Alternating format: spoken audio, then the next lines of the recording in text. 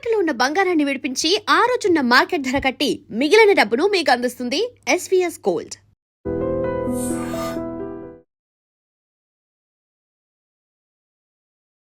Welcome to iDream media. So జనరల్గా obesity, ఉబ్బకాయం ఇది ఒక పెద్ద ప్రాబ్లం. అంటే దీనివల్ల వచ్చే కాంప్లికేషన్స్ చాలానే ఉంటాయి.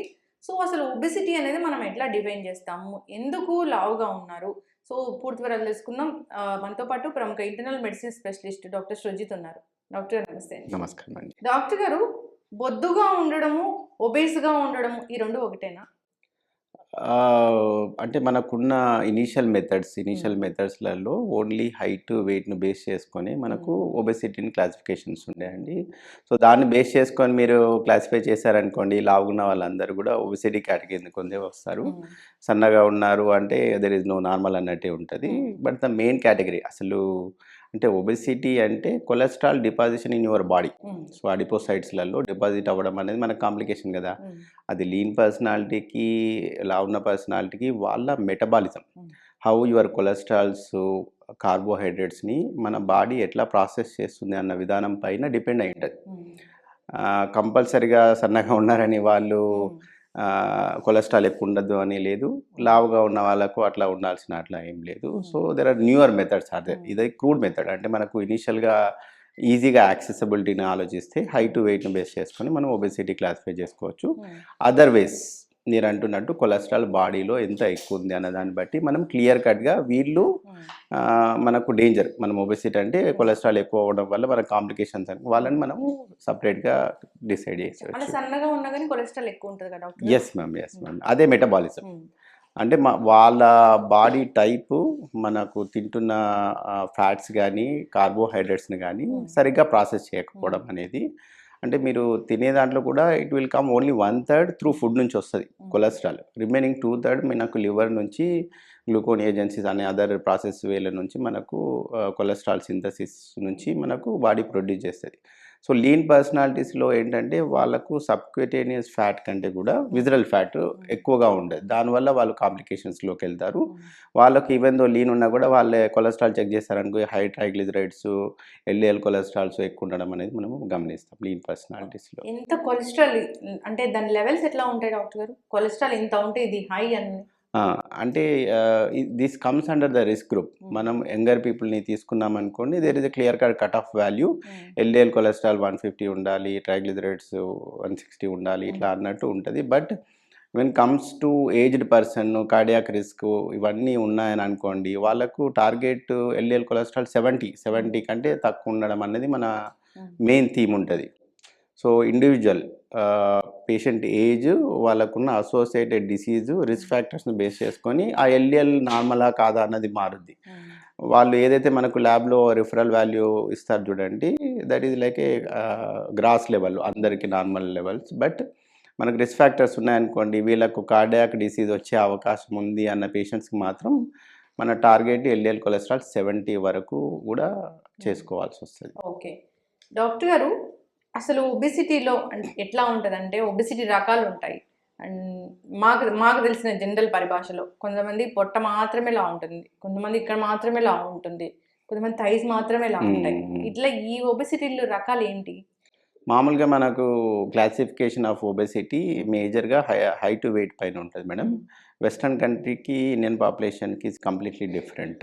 అంటే మనము సన్నగా ఉన్నా కూడా మన దాంట్లో బాడీ కొలెస్ట్రాల్ ఎక్కువ అనమాట. సో వెస్ట్రన్ పాపులేషన్లో ఒబెసిటీ అనేది ఆర్ ఓవర్ వెయిట్ అనేది 25 నుంచి స్టార్ట్ అయితే బిఎంఐ, బాడీ మాస్ ఇండెక్స్ అనేది మనకు 23 నుంచే స్టార్ట్ అవుద్ది. 23.5 నుంచి 24.5 వరకు ఓవర్ వెయిట్. అబౌట్ 25 అనుకోండి, you are consider as obesity. Class 1, class 2, class 3 అని ఉంటుంది. ఇఫ్ ఎట్ ఆల్ ఇది క్రూడ్ మెథడ్. ఇలా కాకుండా మీరు అడుగుతున్నారు కదా ఫ్యాట్ అలా, that is a visceral fat అన్నమాట. ద మెయిన్ ఇండికేటర్ మనకు బాగాలేదు అని చెప్పడానికి visceral fat. There are other methods మనము విజరల్ ఫ్యాట్ కనుక్కోవడానికి. ఇండైరెక్ట్ మెథడ్స్ అంటే వేస్ట్ టు హిప్ రేషియో, నడుముకి మనకు హిప్కు రేషియో ఒకటి చూసుకోవడం, వేస్ట్ సర్కంఫరెన్స్, మగవాళ్ళలో సర్కంఫరెన్స్ డిఫరెన్స్, ఫీమేల్స్ సర్కంఫరెన్స్ కడుపు దగ్గర కొలుచుకోవడము. అదర్ థింగ్ ఈజ్ ఇంకా better way you can find out exactly అనుకుంటే డెక్సా స్కాన్ అని ఉంటుంది. సిటీ స్కాన్లే డెక్సా స్కాన్. దాంతోటి మనకి ఎగ్జాక్ట్‌గా విజరల్ ఫ్యాట్ ఎంతుంది, సబ్క్యూటేనియస్ ఫ్యాట్ ఎంతుంది, మజిల్ మాస్ ఎంతుంది. దాంతోటి ఎగ్జాక్ట్‌గా మనము ఏ లెవెల్‌లో ఉన్నాము అన్నది క్లారిటీగా తెలుసుకోవచ్చు. ఇప్పుడు ఒబెసిటీ రిస్క్ ఫ్యాక్టర్స్ ఇట్లా ఉంటాయి కదా. ఒబెసిటీ వల్ల వచ్చే కాంప్లికేషన్స్ అంటే ఏముంటాయి? There are multiple madam. మనం పైనుంచి కిందికి తీసుకుంటే you can start from everywhere. Even the CNS brain నుంచి ఆలోచించామనుకోండి, పేషెంట్స్ హ్యావ్ ఎ లో సెల్ఫ్ ఎస్టీమ్, డిప్రెషన్‌లోకి వెళ్ళిపోతుంటారు. Coming to the lungs, obstructive sleep apnoea అని ఆ వెయిట్ వల్ల మనకు ఏదైతే ఎయిర్ వెళ్ళే పైప్‌లైన్ ఉంటుందో దట్ విల్ బికమ్ నారో. ఇది అందరికీ సింపుల్‌గా గురక అన్నట్టే అని అనుకుంటారు. ఆ గురకలో ఏమవుద్దంటే పీక్ ఆఫ్ గురకకెళ్ళేసరికంటే అది అబ్స్ట్రక్షన్ అయిపోద్ది. There is no air. లోపలికి లంగ్స్‌లోకి ఎయిర్ వెళ్ళిపోదు. వాళ్ళు జస్ట్ అడ్జస్ట్ దేర్ బాడీ, మళ్ళీ అది ఓపెన్ అవుద్ది, మళ్ళీ గాలికి వెళ్ళిపోద్ది. వాళ్ళకు నైట్ మొత్తం స్లీప్ డిస్టర్బెన్స్ ఉంటది. They won't realise. Next day చూస్తే మనకు పేపర్ చదువుకుంటూ నిద్రలోకి వెళ్ళిపోవడం, టీవీ చూసుకుంటూ నిద్రలోకి వెళ్ళిపోవడం, ఆయాసం అవ్వడము. దీనివల్ల డైరెక్ట్‌గా బీపీ కూడా వచ్చే అవకాశం ఉంటుంది. Obstructive sleep apnoea directly lead to BP. Other thing is heart, cardiac risks. కడుపుకి వచ్చేసేసి లివర్లో డిపాజిట్ అయిపోయి నాన్ ఆల్కహాలిక్ స్టేట్ హెపటైటిస్ అని కొలెస్ట్రాల్ డిపాజిట్ అయిపోయి వాప్ అయిపోయి అండ్ ఇప్పుడున్న దాంట్లో one of the leading cause for liver ట్రాన్స్ప్లాంటేషన్కి ఇది అవుతుంది obesity, visceral fat obstruction, osteoarthritis కాళ్ళల్లో బికాస్ ఆఫ్ అంత వెయిట్ మన జాయింట్స్ బేర్ చేసి అవి అరిగిపోవడము, బ్రెయిన్లో strokes, hypertension. The main thing is diabetes. These are all. Diabetes, obesity ఎట్లా డయాబెటీస్, ఒబెసిటీ, బీపీ మూడు కలిసి వస్తాయి. Yes, this calls metabolic syndrome madam. ఈ గ్రూప్ని మెటబాలిక్ సిండ్రోమ్ అంటారు. బీపీ, షుగరు, లిపిడేమియా అంటే కొలెస్ట్రాల్ హై ఉండడము అండ్ ఒబెసిటీ, వీటిని మెటబాలిక్ సిండ్రోమ్స్ అంటారు. ఇది కమ్స్ అంటారు సింగిల్ గ్రూప్. అంటే దీనికి ఒకదానికి లింక్ సైకిల్ అనమాట. ఇది ఎక్కుంటే అది, దాని నుంచి ఇటు, it goes in every way. ఇది ఉంటే అటు నుంచి అట్లా, అటు నుంచి ఇటు. డయాబెటీస్ ఉన్న వాళ్ళు కరెక్ట్ కావాలి అనుకోండి, they will go to obesity. ఇట్లా. ఎస్, చక్కగా చెప్పారు డాక్టర్ గారు. డాక్టర్ గారు, జనరల్గా కూడా ఇప్పుడు డయాబెటిక్ పేషెంట్ ఉంటే వాళ్ళు ఒబెస్ ఉంటే మీరు ఖచ్చితంగా బరువు తగ్గాలి అంటారు. కానీ కొందరికి ఏం సపరేట్ మెథడ్స్ యూస్ చేయకపోయినా బరువు తగ్గిపోతుంటారు. షుగర్ వచ్చిందంటే ఆ పేషెంట్ మనం ఈజీగా గుర్తించవచ్చు వాళ్ళు వెయిట్ లాస్ అవ్వడం. ఎందుకు అవుతారు? సేమ్ మెటబాలిజంకే. అయితే డయాబెటీస్లో మొదటి రకం అంటే చిన్నపిల్లల్లో వచ్చేది. రెండో రకం అనేది మనం కామన్గా రొటీన్గా చూసేది. ఈ రెండో దాన్ని కూడా మనం అగైన్గా 4 రకాలుగా డివైస్తాం. బరువు ఎక్కున్నారా, ఇన్సులిన్ డెఫిషియన్సీ ఉందా, ఇన్సులిన్ రెసిస్టెన్స్ ఉందా అన్నది.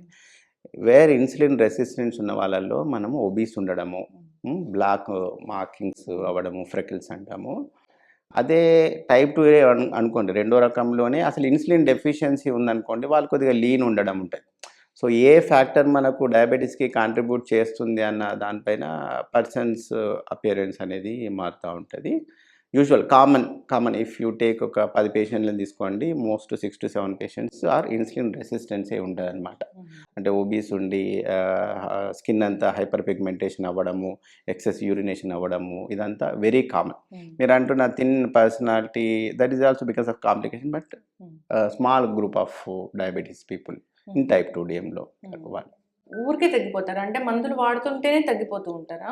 లేదు మేడం, అది షుగర్ కంట్రోల్ లేకుంటే మీకు తగ్గుతుంటారు. ఇప్పుడు షుగర్స్లో మెడికేషన్స్లో కూడా మనకు కొన్ని మెడికేషన్స్ వల్ల మనం బరువు పెరిగే అవకాశం ఉంటుంది, కొన్ని మెడికేషన్స్ వల్ల బరువు తగ్గే అవకాశం ఉంటుంది. ఇప్పుడు షుగర్ పేషెంట్స్ బరువు తగ్గుతున్నారు అంటే వాళ్ళకి షుగర్ కంట్రోల్లో లేదన్నట్టు. అసలు ఫస్ట్ మనము ఒక పేషెంట్ను కేటగరైజ్ చేసాం కదా, బరువు ఎక్కున్నారు, తక్కున్నారు, ఇన్సులిన్ ఎక్కువ తక్కువ అన్న కేటగరైజ్ చేస్తాం కదా, దాని ప్రకారంగా మెడికేషన్స్ పెడతాం. ఇప్పుడు ఆల్రెడీ బరువు ఉన్న పేషెంట్ను మనం బరువు ఎక్కించేటట్టు మెడికేషన్స్ ఇవ్వం కదా, ఇంకా తగ్గేయడానికి ఇప్పుడు మెట్ఫార్మిన్ ఉంది, దాంతో బరువు తగ్గుతారు. సో ఇనీషియల్ స్టేజెస్లలో అదే పెడతాము. అది పెట్టి కూడా మనకైనా అవుతుంది, ఇట్లా వేరే కాంప్లికేషన్స్ అవుతుందంటే షుగర్ కంట్రోల్ లేకపోవడం అంతే. షుగర్ కంట్రోల్లో లేకపోవడం అంటే అసలు ఎంత ఉంటే అది షుగర్ కంట్రోల్లో లేకపోవడం డాక్టర్ గారు? అంటే మనకు నార్మల్గా చూసుకుంటే తినకన్నా ముందు 120 కంటే తక్కువ ఉండాలండి, తిన్న తర్వాత 150 కంటే తక్కువ ఉండాలి. యువర్ HbA1c 3 నెలల యావరేజ్ షుగర్ ఉంటుంది కదా, బిలో 7 మెయింటైన్ చేసినామంటే you are good in shape. ఒక్కొక్కసారి HbA1c 7 అట్లా వస్తుంది, కానీ ఫాస్టింగ్ పోస్ట్ అది బాగా ఎక్కువ అనిపిస్తూ ఉంటుందని చెప్తూ ఉంటారు. అది అంటే HbA1c అనేది మనకు డోసింగ్ దాన్ని డిసైడ్ చేయదు. HbA1c says like whether sugars throughout 3 months మీకు ఏ లెవెల్లో ఉన్నాయో చెప్తుంది. ఇమాజిన్ మీరే ఇప్పుడు మీరు అంటున్నారు ఈ రోజే మీరు కొద్దిగా ఎక్సెస్గా ఫుడ్ తీసుకున్నారు, you went for the testing, that will vary కదా. బట్ హెచ్బిఏవన్సీ అనేది 3 మంత్స్గా యావరేజ్గా పర్సిస్టెంట్గా షుగర్ ఎలా ఉంది అని చెప్పుద్ది. దాన్ని బట్టి మనం మెడికేషన్ డిసైడ్ చేయాలి. మెడికేషన్ అనేది తినకన్నా ముందు షుగర్ ఎంత ఉంది, తిన్న తర్వాత. కొంతమందికి తినకన్నా ముందు 80sలో ఉంటుంది నార్మల్, మళ్ళీ తిన్న తర్వాత చూస్తే 200 300 లెవెల్లో ఉంటుంది. దట్ మీన్స్ మనం తిన్న ఫుడ్ను బాడీలో ఉన్న ఇన్సులిన్ డెఫిషియన్సీ, ఇన్సులిన్ అసలు ప్రొడ్యూస్ అవ్వట్లేదు అన్నట్టు. కొంతమంది దాంట్లో మనకు తినకన్నా ముందు ఎక్కువ ఉంటుంది, తిన్నది పర్వాలేదు అన్నట్టు ఉంటుంది. అయితే వీళ్ళు జీవితాంతం మందులు వాడాల్సిందేగా? Depends madam. అంటే చెప్పా కదా, ఈ 4 కేటగిరీస్లలో మనకు స్ట్రెస్ వల్లనో మన డైట్ సరిగ్గా లేకపోవడం వల్లనో వచ్చిన వాళ్ళల్లో మనము కంప్లీట్గా నార్మల్ అవ్వచ్చు. నార్మల్ అంటే ఇట్ డజంట్ మీన్ మనము బాడీలో ఉన్న డయాబెటీస్ నువ్వు తీసేయడం కాదు, వెల్ కంట్రోల్డ్. అంటే వేర్ ద మెడికేషన్స్ అట్లాంటివి ఏమీ అవసరం ఉండకపోవడం. ఎట్ దట్ స్టేజ్ ఆల్సో మనకు మన ట్రీట్మెంట్ ఏది వర్క్ అవుతుందంటే మనం తినే ఫుడ్, మనం చేసే ఎక్సర్సైజ్, ఈ 2 ట్రీట్మెంట్లు ఆడ నడుస్తున్నాయి. మీ టాబ్లెట్స్ మేము వాడుతూనే ఉండాలి, లేదా టాబ్లెట్స్ ఆపేసిన హెల్దీ లైఫ్ స్టైల్ అనేది మెయింటైన్ చేయాలి. Yes, if you are able to achieve, మనం ఇప్పుడు ఏదైతే షుగర్ అనేది మనము ఫుడ్ వల్లనో ఎక్సర్సైజ్ వల్లనో మనం అచీవ్ చేసామనుకోండి, అప్పుడు we can stop the medication. If you are able to sustain with the life style. And చాలా మంది ఉంటారు ఇంకా యాక్చువల్గా ఎల్డర్లీ వయసు ఎక్కువ వాళ్ళు, వీళ్ళు చాలా బాగా స్ట్రిక్ట్గా ఏం తినాలి, ఎలా తినాలి ఎగ్జాక్ట్గా ఫాలో అయ్యే వాళ్ళు ఉంటారు. They do really wonders. అంటే వాళ్ళకి మెడికేషన్ కూడా అవసరం ఉండదు, and they follow up regularly. Even though that is going well, కంపల్సరీగా ఎవ్రీ 3 మంత్స్కో 6 మంత్స్కో కన్సల్టేషన్ అవ్వడము చేయడము ఇదంతా కూడా జరుగుద్ది. So we can help them. BP కూడా అట్లా చేయొచ్చా? Yes ma'am. Salt and your weight reduction. ఇప్పుడు మనం డయాబెటీస్లో కార్బోహైడ్రేట్స్, ఎక్సర్సైజ్ ఎట్లా అనుకుంటున్నామో, హైపర్ టెన్షన్లో సాల్ట్ తగ్గించేయడము, స్ట్రెస్ తగ్గించేయడము, స్లీప్ బాగా చూసుకోవడము and exercise. BP, high blood pressure, అది ఎంత ఉంటే హై బ్లడ్ ప్రెషర్ అసలు? మామూలుగా అంటే ఎప్పటికప్పుడు ప్రోటోకాల్స్ ఇవన్నీ మారిపోతుంటాయండి. ఇండియన్ పాపులేషన్కి, వెస్ట్రన్ పాపులేషన్కి ఇప్పుడు పెరుగుతున్నాయి. ఇప్పుడు యంగర్ పీపుల్ అంటే ఇంతకుముందు నేను ఫస్ట్ ఇనీషియల్గా స్టార్ట్ చేసినప్పుడు 40 years బిలో ఉంటే యంగ్ హైపర్ టెన్షన్, ఇప్పుడు 30 yearsకే వచ్చేసేస్తున్నాయి. దోస్ థింగ్స్ ఆర్ చేంజింగ్ అనమాట. మామూలు బీపీ 120/80 ఉండాలి. మీకు 130 పైన ఉందంటే ఎలివేటెడ్ అని అంటాము. 140 ఎబోవ్ ఉందనుకోండి, అప్పుడు మనము మెడికేషన్స్ వాడుకోవడం ఉంటుంది. 90, 100 పైది 140, కిందిది 90, 95. Okay, yes. 140, 90 వరకు ఓకే. ఎబోవ్ 140, బిలో 90 అంటే ఎలివేటెడ్. దానికి ముందు మనకి ఎలివేట్ అయ్యింది, మనం ఏదో ఒకటి చేసుకోవాలి. Just like a prediabetic state ఎట్లా ఉందో ఎలివేటెడ్ హైపర్ టెన్షన్. దాని తర్వాత 140 దాటిందంటే proper hypertension, you need to start the medications. Doctor గారు, ఒకసారి చూస్తే 120 అట్లా ఉంది, తర్వాత నెక్స్ట్ డే చూస్తే 140 కనిపిస్తుంది, మళ్ళీ తర్వాత చూస్తే 120 ఉంది, అట్లా ఉన్నప్పుడు దాని బీపీ అంటామా? అంటే మనము మెజర్మెంట్, ఇప్పుడు మీరు సడన్గా పరిగెట్టుకుని వచ్చారు, నేను బీపీ చెక్ చేస్తాను, డెఫినెట్గా మారిపోయి ఉంటుంది కదా.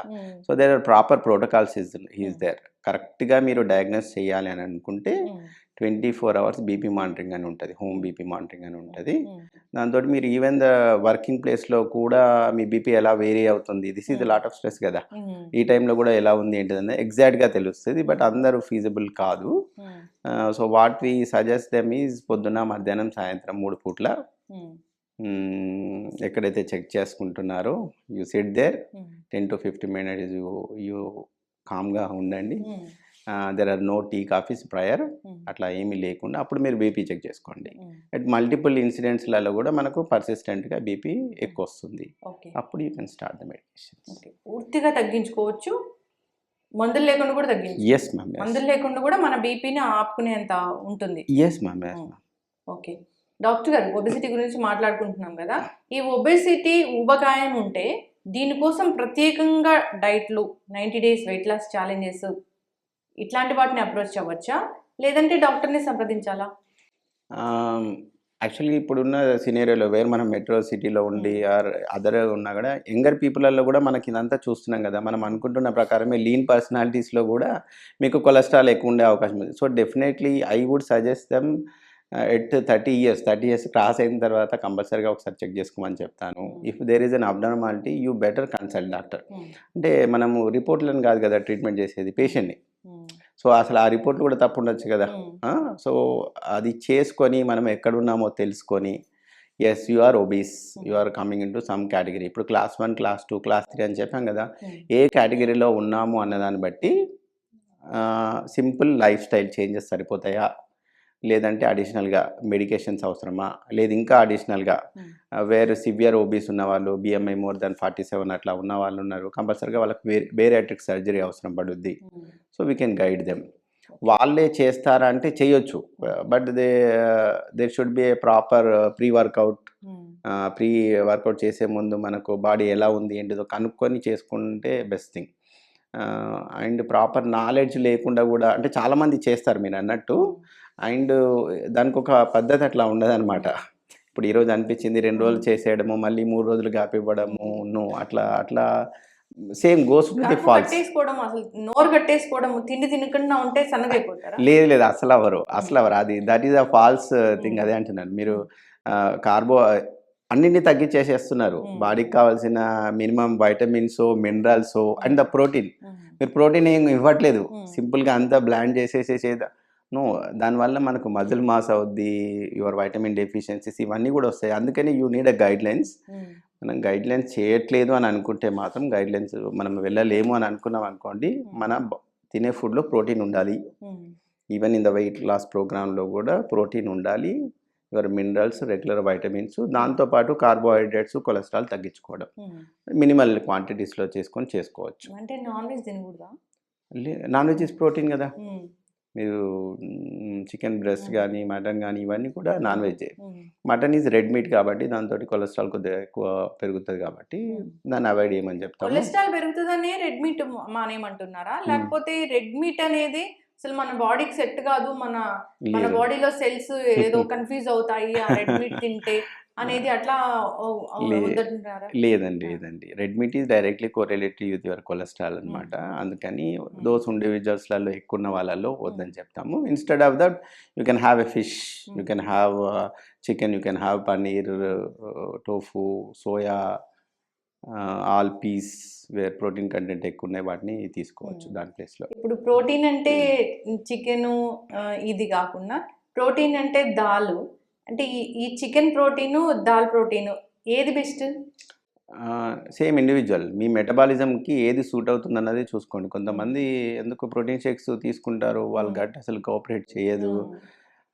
దేర్ ఈస్ ఏ డిబేట్ అనుకోండి. మనకు ప్రోటీన్ గ్రోత్ దేంట్లో బెటర్గా అవుద్ది అంటే నాన్ వెజ్, చికెన్ దాంట్లో అవుద్ది.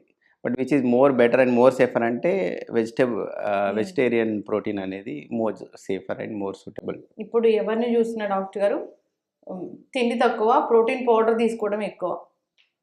డాక్టర్ చెప్పినా చెప్పకపోయినా, అవసరం ఉన్నా లేకపోయినా ఒక ప్రోటీన్ పౌడర్ అయితే తీసుకోవచ్చా? డైలీ మనకు బాడీ రిక్వైర్మెంట్ ఉంటుంది కదా, దాన్ని బేస్ చేసుకొని 1 గ్రామ్ పర్ కేజీ అనేది కామన్. ఇంకా మనం ఇంకా ఎక్సర్సైజ్ చేస్తున్నాము అవన్నీ ఉన్నాయనుకోండి, దాంతో ఇంకా పెరుగుద్ది. Or you are already medications, weight loss కోసం మన మెడికేషన్స్ వాడుతున్నారు అనుకోండి, వాళ్ళ దాంట్లో మనకు సార్కోపీనియా, వెయిట్ మజిల్ లాస్ కూడా ఉంటుంది అనమాట. వాళ్ళకి ఇంకొద్దిగా బెటర్ హయ్యర్ 1.5 to 2 grams వరకు కూడా మనము తీసుకోవచ్చు. ఇప్పుడు ప్రోటీన్ పౌడర్ తీసుకుంటూ మళ్ళీ నార్మల్ డైట్ కూడా తీసుకోవచ్చా? లేదు, ఇది ఓవరాల్గా మీ డైట్ నుంచి అయినా కానీ, ప్రోటీన్ నుంచి అయినా కానీ, ఓవరాల్గా పర్ డే మనం క్యాలిక్యులేట్ చేస్తే 50 kgs పర్సన్ ఉన్నారనుకోండి, 1 kg 50 grams ఆఫ్ ప్రోటీన్ తీసుకోవాలి. Whether you want to take through the vegetarian ప్రోటీనా, నాన్ వెజిటేరియన్ ప్రోటీనా, ఆర్ ప్రోటీన్ షేక్ అనేది అప్ టు యూ. ఇది తీసుకుంటున్నారు, అది తీసుకుంటున్నారు, కిడ్నీలు పాడైపోతున్నాయి అని చెప్తున్నారు డాక్టర్ గారు. నిజంగానే ప్రోటీన్ ఎక్కువైతే కిడ్నీలు పాడైపోతాయి. అంతేగా you are giving a lot of load.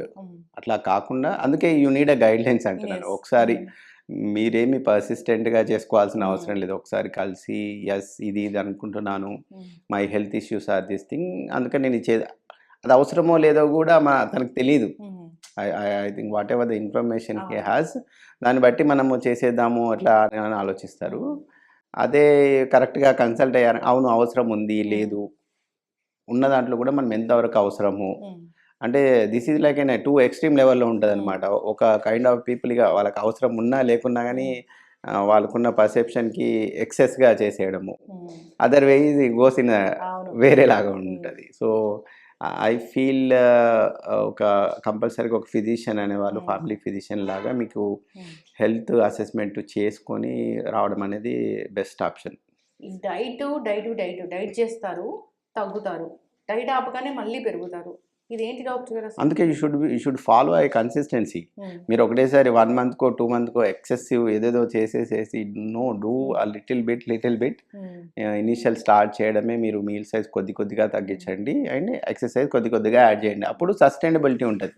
వీళ్ళ దాంట్లో ఎందుకు అవుతుంది అని అంటే సస్టైనబిలిటీ లేక మీరంతా ఒక 1 మంత్ 2 మంత్ గట్టిగా అసలు మన బాడీకి ఒక లెవెల్ ఆఫ్ ట్రీట్మెంట్ ఇచ్చేసి దాన్ని కంప్లీట్గా డ్రాప్అవుట్ చేస్తున్నారు. సో రిఫ్లెక్స్లో మీ వెయిట్ పెరగడం అంతా అవుతుంది. Even those are medical management, అంటే మీరు బేరియాట్రిక్ కానీ ఏ మేనేజ్మెంట్ తీసుకున్నా కూడా అండర్లయింగ్ డైట్ ఎక్సర్సైజ్ చేసుకుంటేనే అవి సస్టైనబుల్ అవుతాయి, లేదంటే లేదు. బేరియాట్రిక్ చేసుకున్నా మళ్ళీ పెరిగే అవకాశం ఉంటుంది కదా. హెల్దీ లైఫ్ స్టైల్ మెయింటైన్ చేసి. అంతే కదా. Again and again you are putting the same thing to the body. Cope up చేయలేదు కదా. ఇది ఎట్లా ఉంటుంది డాక్టర్ గారు? కొంతమంది కొంచెం తిన్నా లావు అవుతారు, కొంతమంది అసలు బాగా తిన్నా అట్లనే ఉంటారు. ఇది ఏంటిది? Metabolism same thing. మన you imagine our stomach is a factory. You are sending some elements to it. దాన్ని ఎంత బాగా ప్రాసెస్ చేస్తుంది, ఎంత బాగా ప్రాసెస్ చేయట్లేదు, మెటబాలిజం అంటారు. కొందరు దాంట్లో తిన్న ఫుడ్ ప్రోటీన్ కానీ కార్బోహైడ్రేట్స్ కానీ ఫ్యాట్స్ కానీ ఇవన్నిటిని బాగా ప్రాపర్గా మెటబాలిజం చేస్తే వాటిలలో మనకు పెరగకపోవడం అట్లాంటిది ఏమి ఉండదు. కొందరు దాంట్లో అట్లా కాదన్నమాట, కొద్దిగా తినగానే వాళ్ళు లావు అవ్వడము, కొలెస్ట్రాల్ పెరగడము, ఇదంతా జరుగుతుంది. That is poor metabolism. Individualised. అది మోర్ ఆఫ్ ఫ్యామిలీ హెరిడిటరీ ఉన్నారు అవన్నిటిని బట్టి మనము దాన్ని కేటగరైజ్ చేయొచ్చు. ఓకే, ఎస్ డాక్టర్ గారు చాలా చక్కగా చెప్పారండి. ఇప్పుడు ఒబిసిటీ అంటే ఒబిసిటీ ఉండడం వల్ల ఈ జబ్బులు వస్తున్నాయి, జబ్బుల వల్ల మనం ఒబిస్ అవుతున్నామా అంటే? As I told you metabolic syndrome అని చెప్పాను కదా, అందుకనే దే గ్రూప్డ్ ఇంటే సింగిల్ ఎంటిటీ అనమాట. ఇప్పుడు డయాబెటీస్ ఉన్న వాళ్ళు వెయిట్ పెరగచ్చు, వెయిట్ ఉన్న వాళ్ళకు డయాబెటీస్ రావచ్చు అనమాట. So it's goes 2 ways around. But individually తీసుకుంటే మీరు ఒబెసిటీ వల్లనే మనకు ఇవన్నీ అదర్ కాంప్లికేషన్స్ అన్నీ వచ్చే అవకాశం ఉంటుంది. ఇది హార్మోన్స్ ఒబెసిటీ ఎట్లా చెప్తారు డాక్టర్ గారు? అయితే కొంతమందిలో మనకు పేషెంట్స్ మా దగ్గరకు వచ్చి చెప్తారు, మేము ఇవన్నీ చేసాము, 2 hours వాకింగ్ చేస్తున్నాము, కార్డియో చేస్తున్నాము అండ్ ఫుడ్ కూడా కంట్రోల్ చేసాము, still we are unable to lose the weight. Those సార్లలో మనకు హార్మోన్స్ అయ్యే అవకాశం ఎక్కువ. బాడీలో thyroid hormones, cortisol hormones, testosterones ఇవన్నీ ఉంటాయి చూడండి. వాటి వల్ల కూడా మనకు వెయిట్ పెరగడము తగ్గడం అన్నది ఆ హార్మోన్స్ డిసైడ్ చేస్తాయి. ఇఫ్ ఎట్ ఆల్ వాళ్ళకి ఆ డిస్ఫంక్షన్ ఉందనుకోండి, దాన్ని మనం కరెక్షన్ చేయకుండా ఓన్లీ డైట్ పైన చేస్తేనో there is a cause for your obesity. మనం పెరగడానికి ఇది ఒక కారణం. మీకు బాడీలో హార్మోన్ లేదు, థైరాయిడ్ హార్మోన్ లేదు, మీరు బాగా పెరుగుతున్నారు. అది ఫిక్స్ చేయకుండా వెయిట్ లాస్ పైన అవ్వదు. So there is a cause ఉన్న వాటిలలో మనం క్లియర్ చేసుకున్నాం అనుకోండి, ఆ వెయిట్ లాస్ అట్లా ఏముండదు. మోస్ట్ ఆఫ్ ది థైరాయిడ్ ఉన్న వాళ్ళకు బరువు ఒక పర్సిస్టెంట్గా పెరుగుతున్నారు, ఇర్రెగ్యులర్ మెన్సెస్ అని మనకు డాక్టర్స్ దగ్గరికి అప్రోచ్ అవుతారు పేషెంట్స్. ఇది పొట్ట చూస్తే అది ఫ్యాట్ వల్ల వచ్చిన పొట్ట, కొలెస్ట్రాల్ బాగా ఉంది అందుకే పొట్ట పెరిగింది అనడానికి, లేదా నీరుంది, గ్యాస్ ఉంది అందుకే పొట్ట అలా ఉంది అనేది ఎట్లా డిఫరెన్షియేషన్ ఎలా ఉంటుంది? అంటే మనకు పొట్టలో ఫ్యాట్లు మళ్ళీ 2 రకాలు. సబ్క్యూటేనియస్ ఫ్యాట్ అంటే స్కిన్ కింద ఉండే fat, visceral fat organs liver, kidney, పేగులు అవన్నీ చుట్టుపక్కల ఉండే కొలెస్ట్రాల్, దట్ ఈస్ డేంజర్ అనమాట. Subcutaneous fat is good. మీరు అన్నట్టు క్రూడ్ మెథడ్ అనమాట, మనం చూసి చెప్పడం అని అనుకుంటున్నాం కదా, క్లియర్ కట్గా ఇట్లా ఏమి ఉండదు. కానీ పర్సిస్టెంట్గా మనకు స్టమక్ టోటల్గా లెంత్ పెరుగుతుంది. మీరు అన్నట్టు గ్యాసే అనుకోండి, తిన్న తర్వాతనే ఇమ్మీడియట్గా కడుపు ఉబ్బసం అవ్వడము అట్లా ఉంటుంది. వాటర్ పెరగడం అట్లా ఉండదు. వాటర్ కూడా పేరుకుంది అంటే that is like liver problem, kidney problem, heart problem, that is the next level of ఇది. I don't think so. The gas only and the ఒబెసిటీకి అనుకుంటే మాత్రం gas are more of associated with the food. మీరు food తినగానే కడుపు మొత్తం ఉబ్బసం లాగా అయిపోయి ఫుల్నెస్ అనిపిస్తుంది, దానివల్ల పెరిగినట్టు ఉంటుంది. బట్ యాజ్ సూన్ యాజ్ అదంతా డైజెస్ట్ అవ్వగానే by the end of the day అంటే మరి మళ్ళీ డిన్నర్ చేసే ముందుకు యూ విల్ గెట్ రిలీవ్డ్ కదా. బట్ ఒబెసిటీ అట్లా ఉండదు, పర్సిస్టెంట్గా త్రూ అవుట్ డే అలాగే ఉంటుంది. ఇంటర్మీడియట్ ఫాస్టింగ్ అనేది చాలా మ్యాజిక్ చేస్తుంది అని చెప్తా ఉంటారు కదా డాక్టర్ గారు. ఇంటర్మీడియట్ ఫాస్టింగ్ అంటే ఎట్లా చెప్తాము, నిజంగానే అంత బాగా పనిచేస్తుందా ఒబెసిటీ తగ్గించడానికి, ఉబ్బకాయం తగ్గించడానికి? ఎస్ పనిచేస్తుంది, కానీ అదే గైడ్ లైన్స్ ఉండాలి. ఇంటర్మీడియట్ ఫాస్టింగ్ అనేది మనకు సింగిల్ మీల్ పర్ డే అట్లా తీసుకోవడం ఉంటుంది. సో దట్ మనకు బాడీకి ప్రాసెస్ చేయడానికి మనము టైం ఇస్తున్నట్టు. అంటే ఇప్పుడున్న సిచ్యువేషన్లో మనం ఏమీ క్యాలరీస్ బర్న్ చేయట్లేదు. Most of them are sitting job in front of the computer, sedentary life style. మీరు గట్టిగా చేస్తే కూడా 1000 క్యాలరీస్ ఏమో ఖర్చు పెడుతున్నారు, కానీ మన your eating almost 2000 calories of food, అంటే ఎక్సెస్ ఫుడ్. ఇంతకుముందు ఉన్నప్పుడు ఓన్లీ ఒక మీలో 2 మీలో పొద్దున రాత్రి ఉండేది ఇంతకుముందు. ఇప్పుడు అలా లేదు, ఆల్మోస్ట్ 3 to 4. 3 అయితే కంపల్సరీ, పొద్దున మధ్యాహ్నం సాయంత్రం, అది కాకుండా ఈవినింగ్ స్నాక్స్. అంటే you are having a lot of calories. ఈ క్యాలరీస్ అన్నిటిని ఇంటర్మీడియట్ ఫాస్టింగ్ వల్ల మనం డౌన్ చేస్తాం. డౌన్ చేసి exercise, then it will work like anything. Okay. So ఇంట్లో ఉండి బరువు తగ్గాలి అని అనుకునే వాళ్ళకి ఏం చెప్తారు డాక్టర్ గారు? ఒక్కసారి కన్సల్ట్ అవ్వమని చెప్తాను. No, it's not about medications ఎట్లా అనను, కానీ వాళ్ళకు తెలీదు. ఇప్పుడు మీరు కొంతమందికి న్యూట్రిలైన్ అట్లా సమ్ ఏమన్నా ప్రోటీన్ పౌడర్స్ చూసి అవును చేయొచ్చు అని అనిపిస్తుంది కదా, కానీ వాళ్ళు సూటబుల్లో లేదో మనకు తెలియదు. అది స్టార్ట్ చేసిన తర్వాత ఏమన్నా వస్తే కూడా ఏమైందో కూడా వాళ్ళకు తెలియదు. కొంతమందికి అంటే లివర్ ప్రాబ్లం అయ్యే అవకాశం ఉంటుంది, కిడ్నీ ప్రాబ్లం అయ్యే అవకాశం ఉంటుంది. సో ఆన్ సూపర్విజన్ మీరు గట్టిగా అంటే ఇంత 500 to 600 ఛార్జ్ చేస్తుండొచ్చు. ఇంకా కొద్దిగా అనుకోండి 200 300లో కూడా మీరు కన్సల్టేషన్ అయిపోద్ది. ఒక్కసారి కన్సల్ట్ అయ్యి యూ గో త్రూ ఇట్, అంటే మనం ఎక్కడున్నామో తెలుసుకొని then you go ahead is the best idea. ఇప్పుడు మీరంతా చేసేసారు, మీరు వచ్చారు, లివర్ కిడ్నీ పాడైపోయింది, అది ముందు నుంచి ఉందో తెలియదు, ఇప్పుడు దీనివల్ల అయిందో తెలియదు. So definitely there should be an assessment, కంపల్సరీగా హెల్త్ అసెస్మెంట్ చేసుకొని మనం చేసుకోవడం బెస్ట్ ఐడియా. ఇప్పుడు మౌంజారో ఇంజెక్షన్ ఇలాంటివి డిఫరెంట్ ఇంజెక్షన్స్ వచ్చాయి, వెయిట్ లాస్ ఈజీగా అవ్వచ్చు. అది డాక్టర్ సూపర్విజన్లో తీసుకోవాలా? నార్మల్గా మెడికల్ షాప్కి వెళ్ళినా కానీ ఇస్తూ ఉన్నారు కదా. అంటే మనకు ఇక్కడ లేదు, మన ఇండియాలో అయితే అట్లాంటి ప్రొవిజన్ ఏం లేదు. కంపల్సరీగా మీకు ప్రిస్క్రిప్షన్ ఉండాల్సిందే. యూకే యుఎస్లో మాత్రం ఓవర్ ద కౌంటర్ కూడా దొరుకుతున్నాయి అనుకోండి. వాళ్ళకి ఏంటంటే ఒక ఫ్యామిలీ ఫిజిషియన్ ఉంటారు. If you take one individual, ప్రతి ఒక్కళ్ళకు ఒక ఫ్యామిలీ ఫిజిషియన్ ఉంటారు. He knows your health history and everything. When ever it's required మిమ్మల్ని సూపర్ స్పెషాలిటీకి వాళ్ళకి పంపిస్తారు, అక్కడ సార్ట్ అవుట్ చేస్తారు. మళ్ళీ the family physician follow up. So వాళ్ళ హెల్త్ అనేది ఎక్కడ ఉంది ఏంటిదో వాళ్ళకి తెలుసు, దాని ప్రకారంగా దే విల్ టేక్. మన దగ్గర అలా కాదు కదా, అసలు మనం ఏ స్టేట్లో ఉన్నామో అన్నది కూడా తెలీదు. సో అది కంపల్సరీగా అన్ సూపర్విజన్లోనే మనము చేయాల్సి ఉంటుంది. డాక్టర్ నిజంగానే ఇది బరువు తగ్గిస్తుందా? అంటే ఇప్పటి వరకు ఉన్న డేటా వరకు అయితే బాగానే సిగ్నిఫికెంట్ అనే వెయిట్ రిడక్షన్. అంటే టు మై ప్రాక్టీస్ ఓన్లీ, నేను ఇప్పుడు నా చేతిలో ఉన్న పేషెంట్స్ కన్సిడర్ చేసుకుంటే కూడా చాలామంది వెయిట్ తగ్గిన వాళ్ళు. ఎస్, అంతే కదా, రివర్సల్ అయిపోద్ది. అంటే ఆల్మోస్ట్ మనం I have one of patient complete ఇప్పుడు is of the medication because of the weight reduction. One patient is obstructive sleep apnoea అని చెప్పాను కదా, ఈ has a CPAP machine. Night పడుకునేటప్పుడు మెషిన్ పెట్టుకొని పడుకోవాల్సిన situation. Now he is of the CPAP with because of the weight. కానీ most of my cases are complication. మెడికల్గా అట్లా బీపీ ఉండో, షుగర్ ఉండో, అబ్స్ట్రక్టివ్ స్లీప్ యాప్నియా ఉండో, సివియర్ ఒబిసిటీ వల్ల ఓఏ వచ్చిన వాళ్ళు ఎక్కువ మంది. ఇప్పుడు ఈ డయాబెటీస్ వాళ్ళు ఈ ఇంజెక్షన్ తీసుకుంటే పర్టికులర్ డోసు ఇంతకాలం తీసుకున్న తర్వాత అసలు షుగర్ మందులు వాడే అవసరం లేకుండా ఉంటుంది, తగ్గిపోతే still you have to maintain your base line. అంటే మీ base line is your life style. మీరు అదంతా చేసాము, we gave an edge. Imagine ఒక 140 kgs ఉన్న పర్సన్ ఉన్నారు, they can't go to their normal height ప్రకారం 70 or 80 రీచ్ అవ్వలేరు కదా. With that injection it will give an edge. ఒక 10 kgs 15 kgs తగ్గుద్ది. దాని తర్వాత మీరు సస్టైన్ చేయాలి. You have to sustain. మనం సస్టైన్ చేయకుండా దాంతో that will give an edge. అంతే, ఆ ఎడ్జ్ తోటి if you are able to achieve that non diabetic స్టేటస్కి వెళ్ళారనుకోండి, ఆర్ ప్రీ డయాబెటిక్ స్టేటస్కి వెళ్ళారనుకోండి, వేర్ ద మెడికేషన్ అవసరం లేదు, అక్కడ నుంచి మీరు మెయింటైన్ చేసుకోవచ్చు. చాలా చక్కటి ఇన్ఫర్మేషన్ డాక్టర్ గారు. ఒబెసిటీ అనేది తగ్గించుకోవాల్సిందే. ఊబకాయం ఉంటే దాన్ని బరువుని మనం కంట్రోల్లో పెట్టుకోవాల్సింది, బరువు తగ్గాల్సిందే. ఎందుకంటే రకరకాల కాంప్లికేషన్స్ వస్తూ ఉంటాయి. సో ఏదో మనం ఫిజికల్గా ఇట్లా కాస్మెటిక్గా మనం ఆలోచించకూడదు. సో అది హెల్త్ ఇష్యూస్ని క్రియేట్ చేస్తుంది కాబట్టి జాగ్రత్త తీసుకోవాలి. ఫిజిషియన్ని సంప్రదించాలి.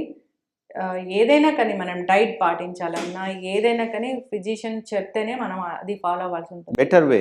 మీరు ఏదో కాంప్లికేషన్ తెచ్చుకునే బదులు ముందే అసెస్ చేసుకొని, ఇప్పుడున్న దాంట్లో మనం యంగర్ పేషెంట్స్లలో అన్నీ చూస్తున్నాం కాబట్టి, హార్ట్ అటాక్స్ కానీ, బీపీ కానీ, షుగర్ కానీ, ఇప్పుడు ప్రీవియస్ జనరేషన్కి మన జనరేషన్కి ఒక 10 years ముందు వాట్ ఎవర్ ద కాంప్లికేషన్ దేశా ఇన్ ద ఫ్యామిలీలో ఉన్నది కూడా ఒక 10 years ఎర్లియర్గానే వస్తున్నారు.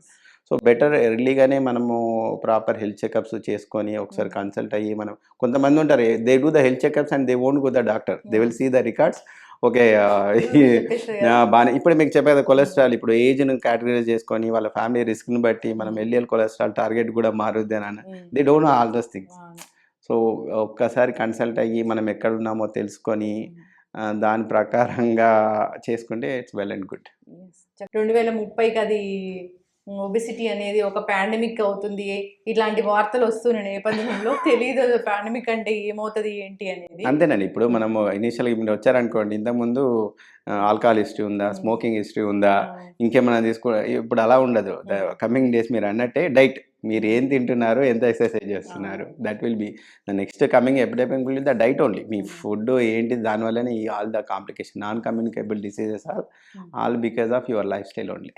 డాక్టర్ ఫైనల్గా రైస్ తింటే బరువు పెరుగుతారా? అలా ఏం లేదండి, అంటే it's all about limitation. Rice అంటే కార్బోహైడ్రేట్స్ పర్ డే మనకు కార్బోహైడ్రేట్స్ ఇంత తీసుకోవాలని మీ వెయిట్ ప్రకారం ఉంది, దానికి మించి తీసుకుంటున్నారు అప్పుడు పెరుగుతారు. దానికి మించి అంతే, నథింగ్ షుడ్ బి ఎక్సెస్ అంతే. మనకు కడుపు నిండేసేసి ఇంకా అయ్యేంత వరకు నువ్వు ఎంత లిమిటేషన్లో తినాలి. మన దాంట్లో what I see is protein portion అనేది తక్కువ ఉంటుంది అనమాట.